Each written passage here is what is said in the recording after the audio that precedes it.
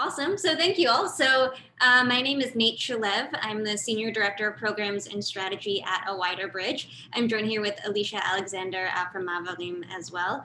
And I'm truly so excited to be here with you all. When I first attended the Trans Jews Are Here conference in, I guess, 2019, it was one of the most special experiences I've ever had. It was one of those spaces that I didn't know that I needed until I was actually in there and feeling it and realizing that having a space where I can have multiple identities be present and not feel hesitant about them and be able to talk about issues that were relevant to these communities in our own language, in our own voice was really unique.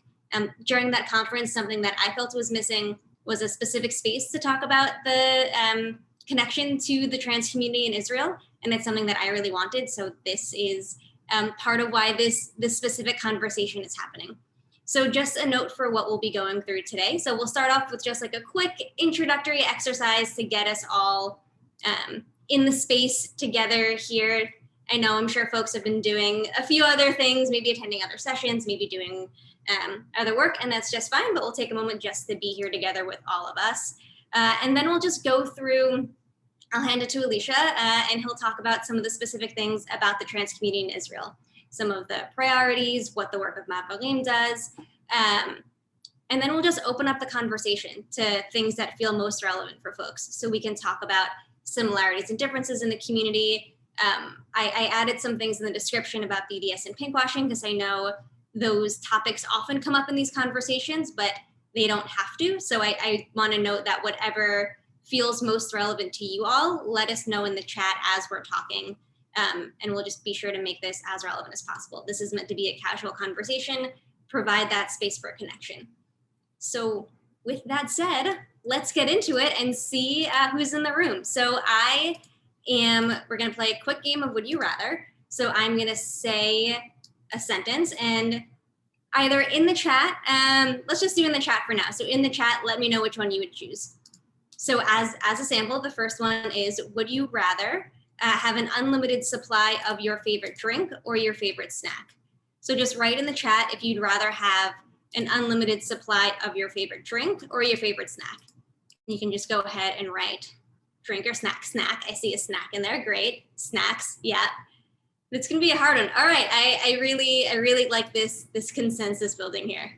Cool, amazing. And so our next one is, would you rather be able to read minds or see into the future? So would you rather be able to read minds or see the future?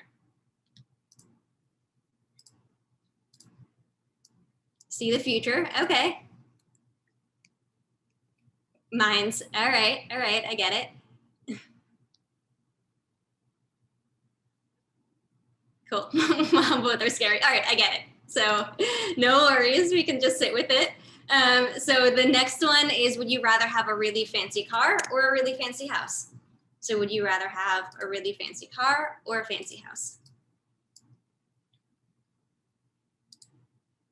Cool, all right. Seen a bunch of houses, awesome. Both have pros and cons. So the next one is, would you rather have a pet dinosaur or neither? Yeah, that's also acceptable. Would you rather have a pet dinosaur or a pet unicorn? Yeah, I figured maybe there'd be some tendencies for unicorns. Cool. So pet dinosaur or pet unicorn? Great. And would you, too much responsibility? None. Yeah, that's very true. I would have no idea how to take care of either. Great. So would you rather go on your dream vacation or meet your favorite celebrity?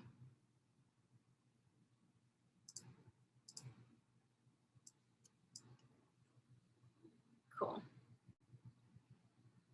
Vacation, yeah, also feel that right now. Great. And would you rather be a wizard or a superhero?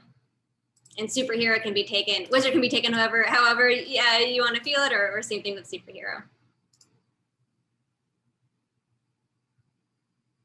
Cool.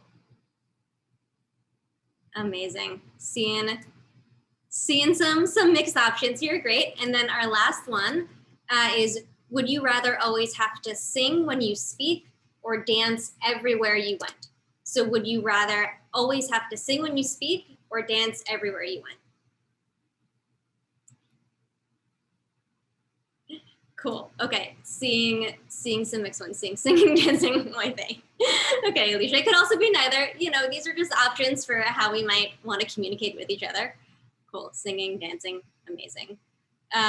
Great. Well, thank you. So now that we know, a little bit about each other and what we might choose, and just to be together in the space. So again, I'm so excited to see you all. Again, my name is Nate. I'm with A Wider Bridge. So for folks who don't know, A Wider Bridge is a nonprofit. We work to make connections between North American LGBT communities and the Israeli LGBT community. And that's done through education, advocacy, relationship building primarily. And we also do a number of specific community partnerships on social justice work within North America as well. So with that said, specifically, we're talking about our trans communities today, and I'm gonna hand it over to Elisha. And as I mentioned, as we go through this, just type in the chat what brought you here and what specifically you're interested in talking about more. If you have any specific questions or if there's any component that you all are super interested in, just write in the chat so we can make sure to address it. But Elisha, go for it. Thank you so much, and thank you for hosting me. This is really fun. We just finished our Trans Day of Visibility things here in Israel. It's already 9 p.m. here, so there's a party that I'm not going to, but yeah. So what I was thinking of doing is actually talking about our work in the community in the past year, because it's been very different. It's been a very different year. I think for all of us. So Maavarim is basically an NGO which is trans-led and also by and for the trans community.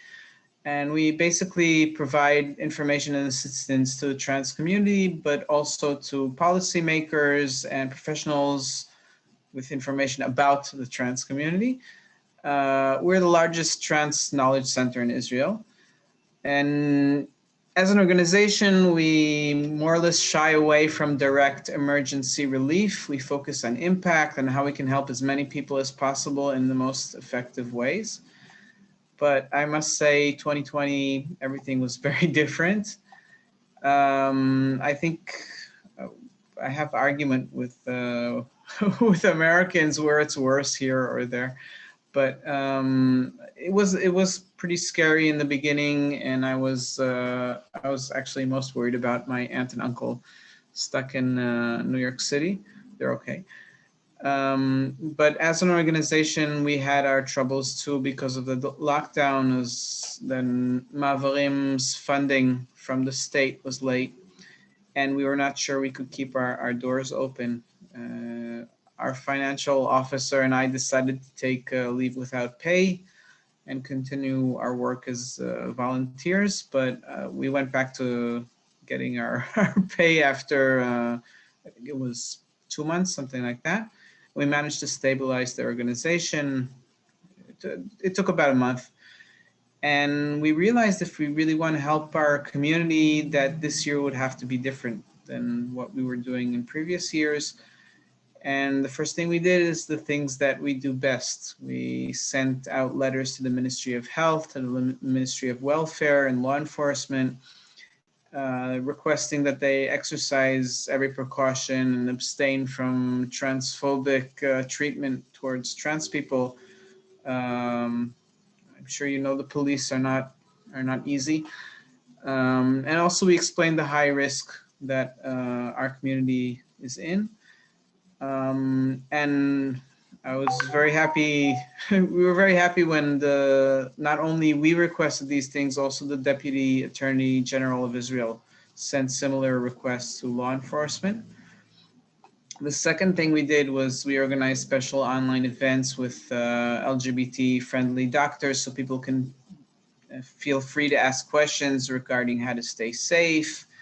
And also it quieted a lot of our community fears that they might have to stop their regular checkups or there'll be some kind of hormone shortage. So it was not only toilet paper that people were worried about. But I think the most important move that we did was we sat down and tried to do the best fundraising we could manage to do in order to help the most marginalized community members. While many groups in Israel had received some kind of financial support, such as the elderly and medical teams, there was no one supporting the trans community. So we had to fill in the gap. All in all, we got grants from the Schusterman Foundation, Israel Social Security, the Aguda, and various private donors, and along with two other trans organizations, we joined hands to create a trans coalition. For the first time, we're usually busy arguing amongst each other, but we decided that we can't afford to do that. And we provided financial aid and food baskets to people in need. I think I've never seen so much money enter and leave our bank account so quickly. It was really one of the things that I'm very proud of. And even though emergency relief is really not our thing, we actually managed to pull it off, and it helped people stay afloat and pay the rent, not get kicked out of their homes. And it helped sex workers that they didn't necessarily want to work during the pandemic so they could stay safe and not risk their health. And it helped low income members of our community. It wasn't enough, but it helped. And I think it was a total about almost $250,000 that we sent out. We're a very small organization and a marginalized community, so it was a big deal for us. So that's things that happened during the pandemic. I think we had kind of, I guess, good karma. But right after the emergency relief project, we received the well-known Israeli seal of effectiveness called Midot, which shows that our work has impact. The Ministry of Welfare decided that they love us and they wanted to support our work for the next 3 years, and this allowed us to hire 3 amazing social workers that are now helping over, I guess, 100 trans people a month, and fund our digital training program and other things. A few weeks later, the Suicide Prevention Council in the Ministry of Health published an amazing joint position paper, which we're only working on for 4 years, I think. And the ministry itself also came out with another amazing policy that we worked on together that only took 3 years. And also I think one of the biggest things that happened was thanks to our work, a special government interministerial committee, it's called, for the advancement of trans rights was formulated, and it issued many recommendations. Some of them already implemented. And we're working now to kickstart, it's called the Governmental National Program. It means funding, basically, for trans community, not necessarily for our organization, but for trans community needs. And I must say, even though our community was hit very hard, this year has also proven as a tremendous progress for the trans community in Israel. And I think I talked a lot. So if you have any questions, this is really, I only talked about what happened in the past year. We exist for 7 years. I've been active in the trans community for 15, so I can talk about history and whatever you want. In the background, you can see, it's hard to, there's like a green flag. That's the Israeli trans flag that used to be popular. We have a different flag because we just wanted to be very visible in Pride because nobody really notices us. So I figured that would be a nice background. Yeah, thank you so much, Elisha. So please write any either questions in the chat or let us know why you're interested in joining, the specific things that were here. Great. So we had a question come in that said, I'm curious to know about trans healthcare and access for Palestinian folks and trans people living in occupied territories. Okay. So Palestinian folks that are, how do you say, citizens of Israel have an HMO just like any other citizen of Israel. Obviously, it's more difficult. There's more discrimination. Also being trans, also being Palestinian, so it's really not easy. Palestinian folks that live in the occupied territories, we have no contact with them. It's a whole different system. I mean, it's bad. That's basically what I can say. It's bad. From time to time, we get people come to us, and they don't come, they send email or something like that, and they ask for help, and the truth is we have no way to help them. It's really impossible. It's really bad. Best way to find trans community when visiting. That's I always go abroad to visit places, and like I always miss all the parties and all the events. It's like 2 days after I leave or 3 days before I came. I think it's best to reach out to the trans organizations. Usually people know when there are events. You're welcome to ask us. Maybe I'll write our email in the chat. So if you have any questions or stuff like that, you can, if you're coming to visit or whatever, visit relatives. So that's our email. Do you know of similar organizations in Gaza or the West Bank that are able to help trans people get access to care? So there are basically two big LGBT Palestinian organizations. One is ASWAT, which is for LBT women, and one is Al-Kaus for LGBT community. They operate from within Israel. One of them, ASWAT, operates from Haifa, basically, and Al-Kaus is from Jerusalem. The truth is they have just as much trouble. A lot of the work that they're doing is actually like anti-occupation and things like that.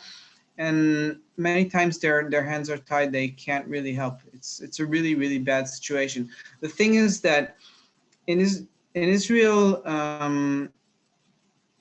let's say Palestinians that come from the West Bank that come to Israel, or from occupied territories that come to Israel, are not considered refugees, because it's like considered a, I don't know, enemy state or something stupid like that, which means that you can't even get them like the status of refugee. If they want to get help, they have to go to a third country. It's really, really bad, and it's just depressing. In general, it's very hard to help refugees in Israel because there's no health care.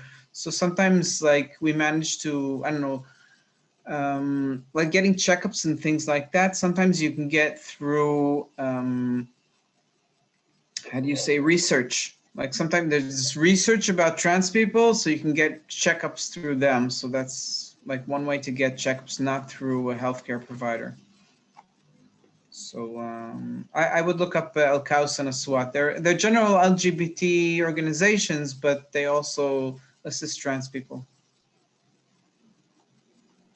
Yeah, and Alicia, could you talk about some of the other specific things for the trans community in Israel? So whether it's like thinking about the separation between religion and state, or some of the specific ways that laws might work. What separation? What separation? Yes, it's very, because the way that the government is built in Israel, so it's very, yeah, that's the Al-Kaus and Aswat. Maybe I'll write in the, it's, you can just look in Google.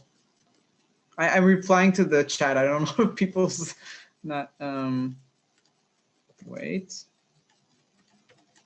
keep switching. Ah, yeah, okay, thank you.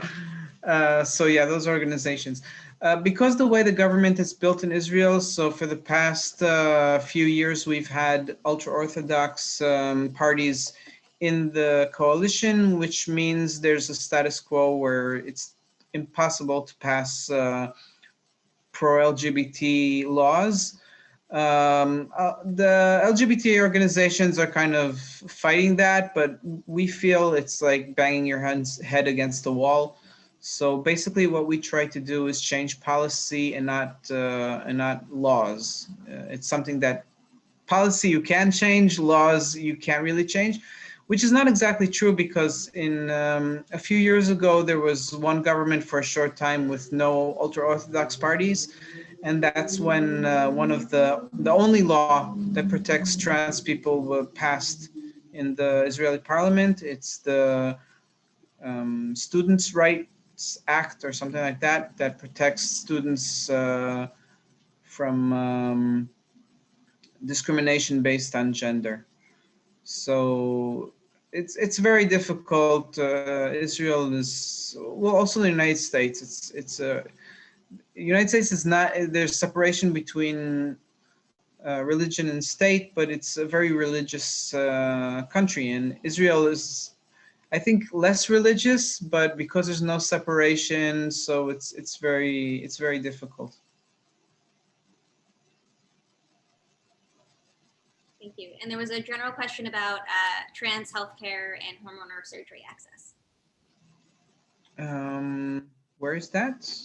I don't see it. Okay, general question about trans healthcare and hormone or surgery access. Okay, so again, if you're a refugee or a Palestinian, it's very difficult. If you're if you have your HMO, then hormones are basically funded, and it's relatively easy access. You can get them through an endocrinologist, and there's a few centers in Israel that provide them. You can also get them from even your family doctor if they're cool. You do need a letter from a therapist. It can be a social worker. So basically, it's accessible, and it doesn't cost a lot of money, except for like fancy hormones like Nevido or things like that.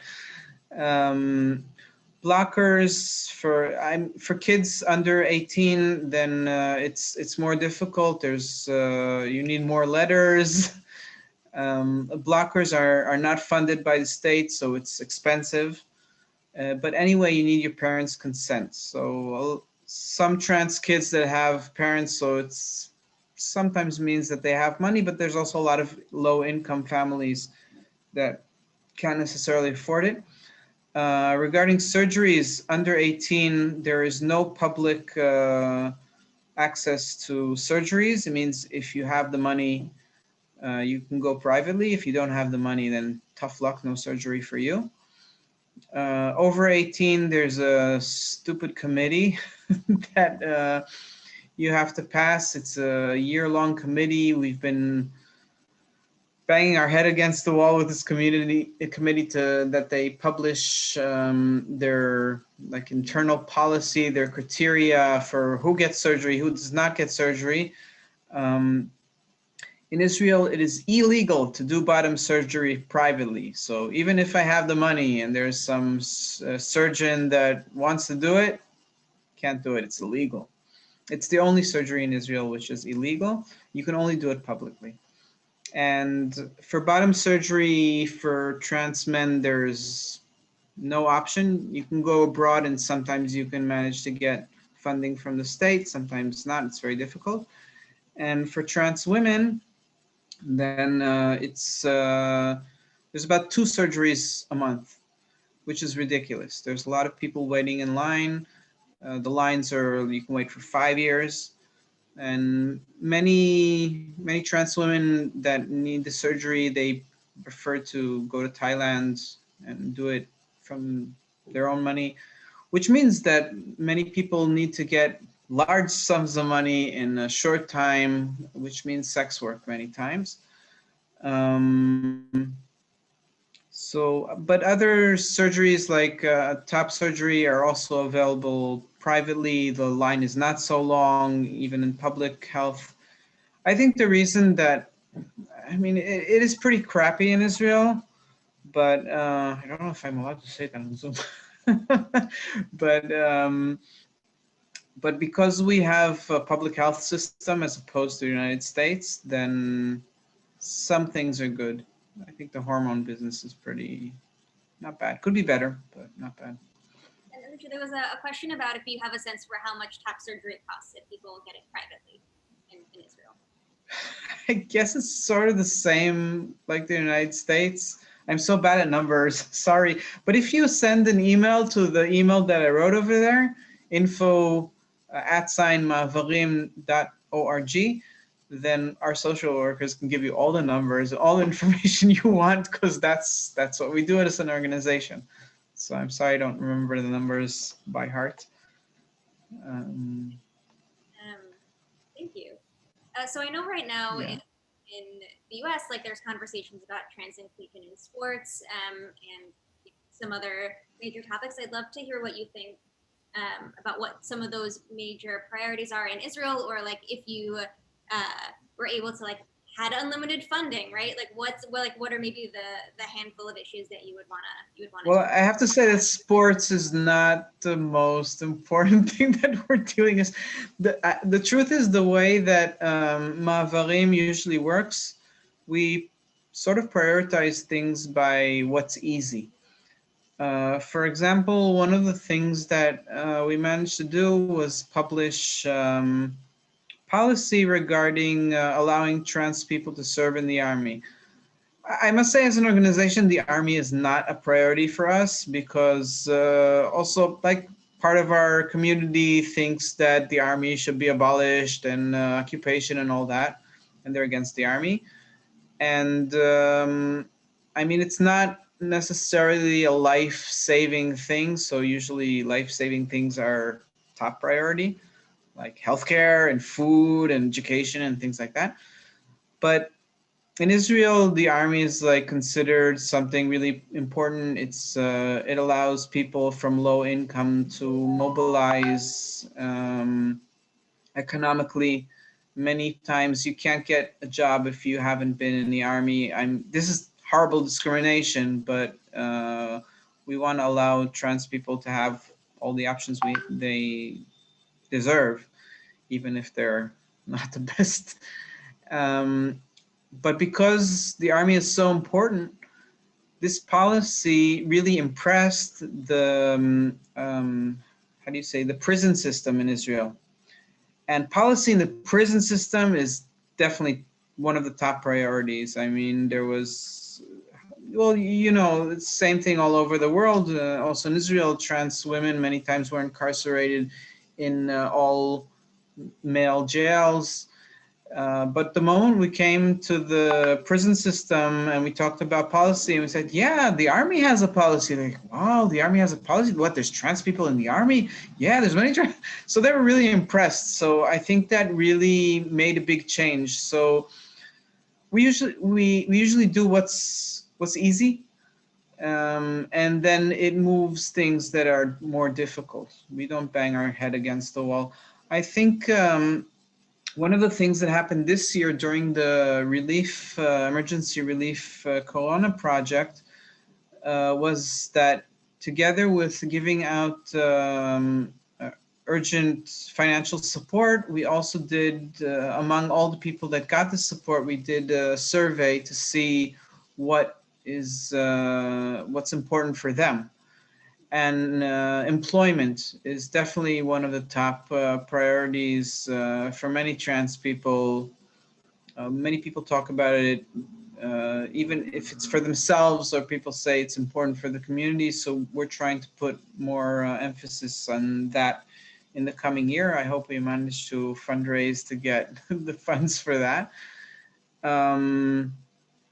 Gender marker business. I mean, I don't think the priorities of the trans community in Israel are much different than the trans communities elsewhere. I mean, we have it relatively good compared to other countries. I mean, there's no persecution or institutionalized persecution, I'd say. We do have recently anti-sex work laws have been passed, which is also something that's very dangerous for trans sex workers.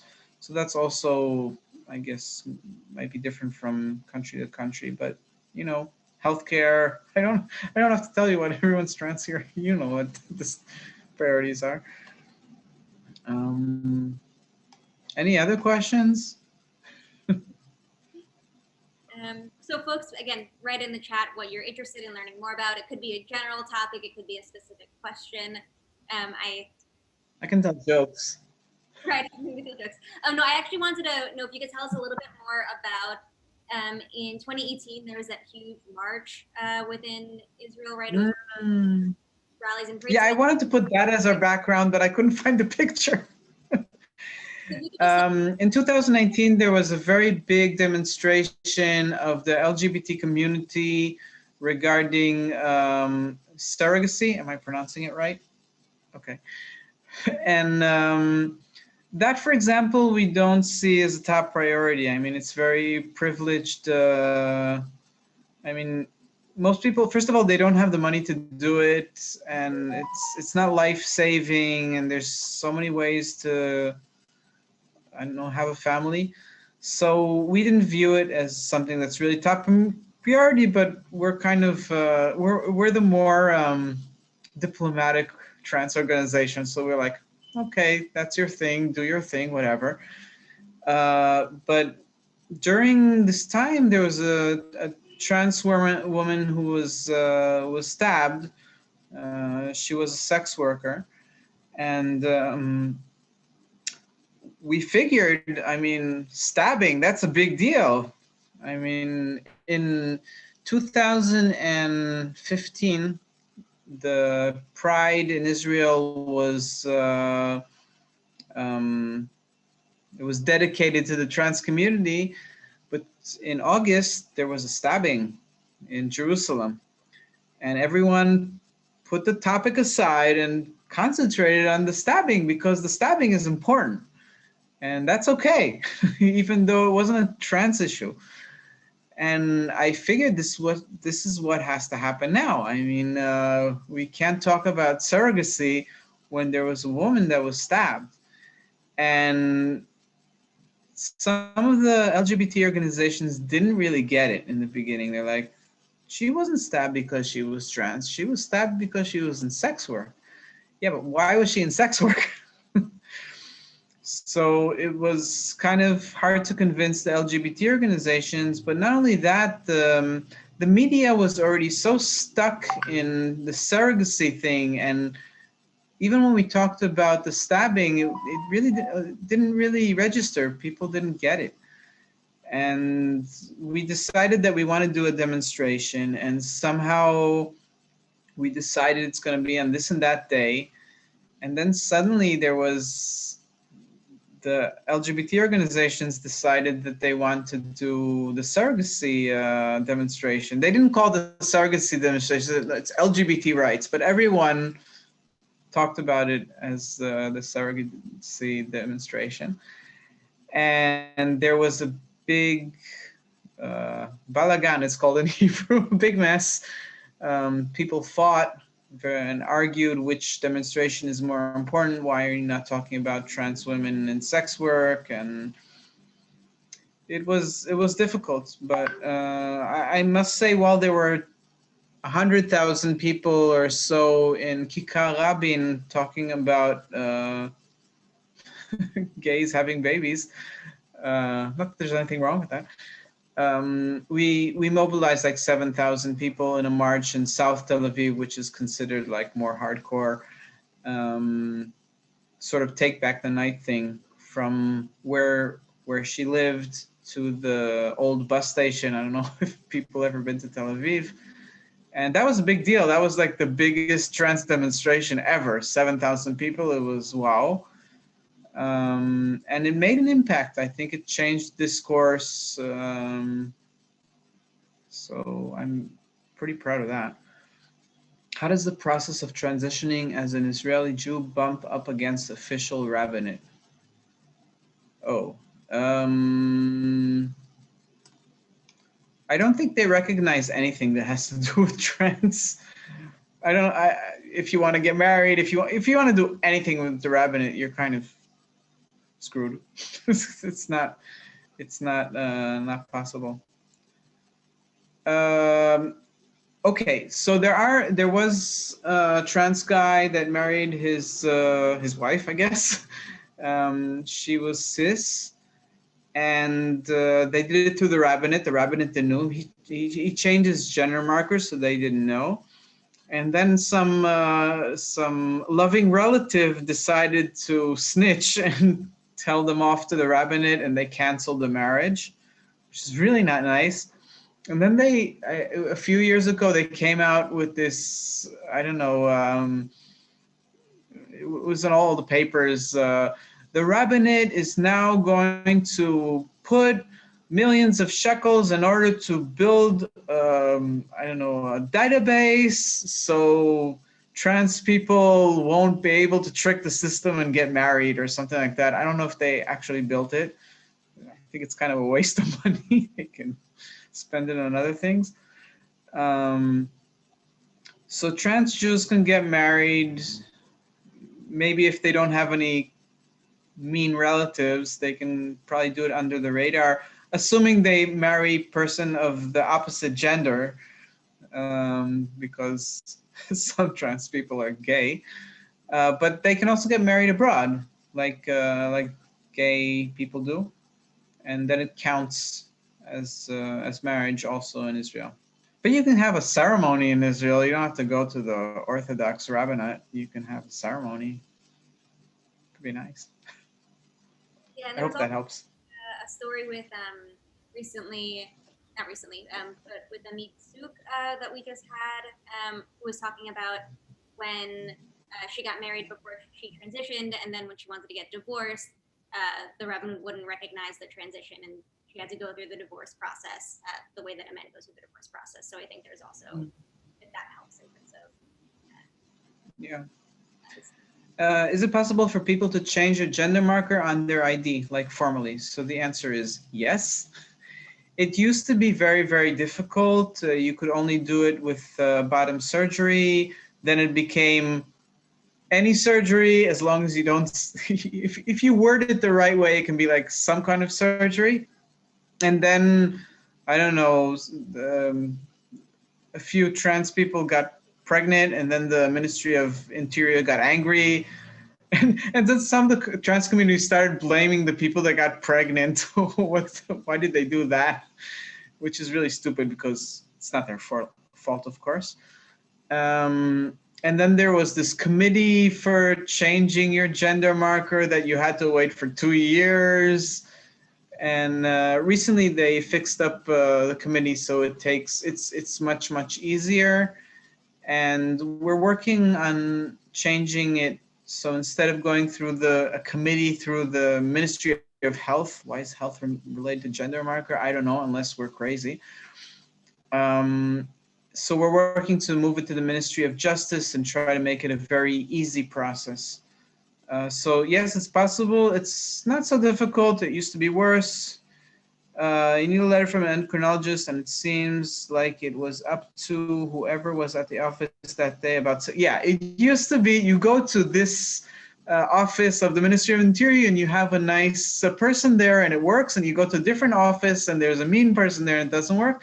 So now it's not like that. First of all, there's an email to the Ministry of Interior, and if you have any trouble, you can send them mail and say, hey, they're making trouble for me, help me, blah, blah, blah, and they help, which is nice to have an email. Our own trans email, and it has nothing to do. I mean, people can be mean in different offices, but the policy is now changed. So you have to get a letter from the Ministry of Health through this committee, and but it works. It works. So I know that we have just a few minutes left. So again, please keep chatting. Any other questions? Oh, my cousin! How nice!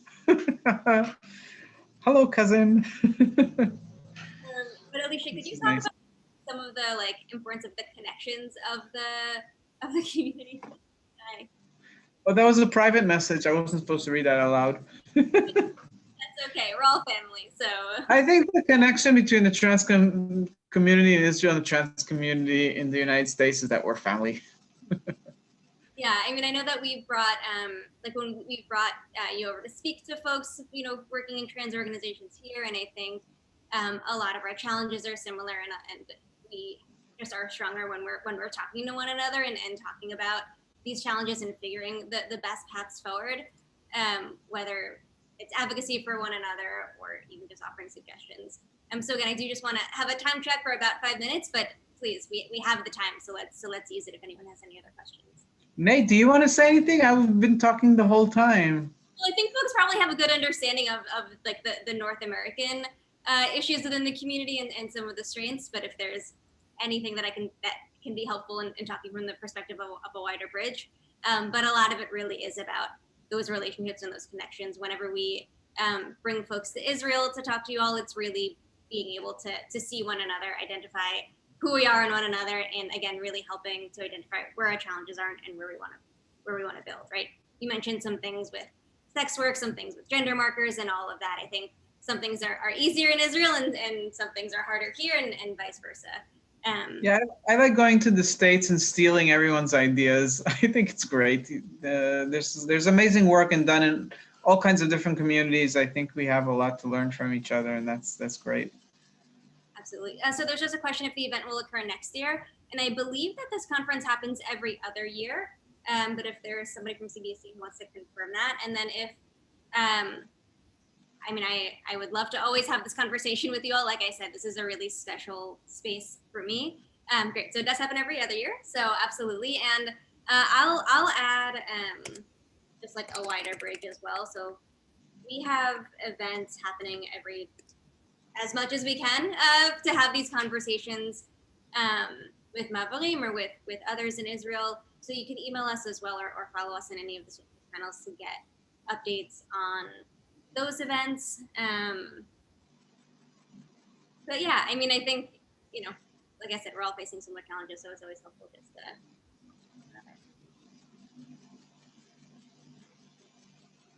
Cool. So again, we'll hang out here for any other questions if they pop up. But I don't know, or if anyone has any thing that they want to talk about in terms of their own communities that could be helpful to connect with Elisha or myself. If anyone happens to be in Israel, then look us up, send us an email. If there are any events, we'll tell you. We plan to do a conference, annual conference around November, around Trans Week of Awareness. That's what, the week before the Trans Day of Remembrance. How can American Jews support trans and non-binary folks in Israel? The truth is, the corona hit you guys so hard. I think we have to support you. I think just by being, it's really great to be in these events and see what you guys are doing and learn from things that you're doing, especially with regards to religion, because we have a lot of work to do in Israel. It's very difficult. A lot of ultra-Orthodox. It's difficult, and I don't know. Talk to us. You can always donate. That's like the obvious. Maybe I'll write the donate email. But that's so corny. It's like what all the Israeli NGOs want from American Jewry. So well, what about with elections that just happened? Is there anything there that that American Jews should be aware of? I know that things are still kind of up in the air with how they turned out, but I know that there's also some pretty LGBT forces that were very present in this election. So is there anything in terms of advocacy that folks should be aware of, or even news stories that they should be following? The truth is, I think American Jews as organizations, as groups, can have pressure on Israel. I mean, there have been very disturbing treatment of, say, reform and conservative Jews in Israel. And I think that's something that really, first of all, it's really bad. And I think that Jews in the United States can pressure in order to make these things stop. And the same thing has to go with trans rights. I mean, yes, we managed to get a lot but it's not necessarily because we have such a wonderful government. So so any pressure, any connections that you have is always something that's worthwhile. And of course, if you have any tips and tricks about things that you manage to work in your communities, we want to learn and know. Well, so here there's usually like writing to your senators or calling your local senators. Is there a similar vibe in Israel for how pressure campaigns happen, or like signing a petition? I never believe in petitions too much. Israel is a really small country, so lobbying is relatively cheap and is easy. You always know somebody that knows someone. You don't have to spend tons of money on lobby. That's why we do it, because it's cheap and easy, and we can't afford other things. And in the United States, it's totally different. I mean, if you want to change things, you really need to work hard, which is, I think it's inspiring because the organizations in the states are always, I don't know, so well funded, so well organized. They have a budget, they have a staff. It's like, wow, we want to have that too. We have it, sort of, in small scale. Great.